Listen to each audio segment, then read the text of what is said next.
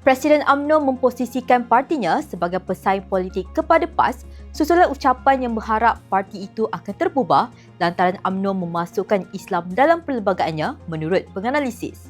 Mazlan Ali dari Universiti Teknologi Malaysia berkata, langkah Zaid Hamidi menekankan perkara tersebut adalah usaha UMNO untuk bersaing dengan PAS dengan menarik sokongan pengundi atas pagar. Menurutnya, pendekatan PAS sering dilihat lebih konservatif dalam kalangan pengundi atas pagar, manakala UMNO berpotensi menarik golongan itu sekiranya berjaya membawa agenda Islam secara lebih praktikal. Kenyataan zahir itu muncul dikala UMNO bersiap sedia untuk Perhimpunan Agung tahun ini ketika Ketua Pemudanya sendiri menyatakan hasrat agar UMNO dan PAS dapat bersatu demi penyatuan orang Melayu. Azim Fazwan Ahmad Farouk dari Universiti Sains Malaysia bagaimanapun menerangkan bahawa UMNO sememangnya menjadikan agama sebagai asas perjuangan parti itu sejak penubuhannya namun dengan pendekatan berbeza.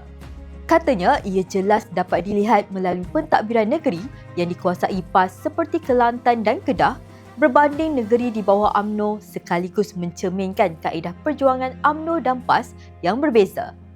Azurin Zainal, FMT.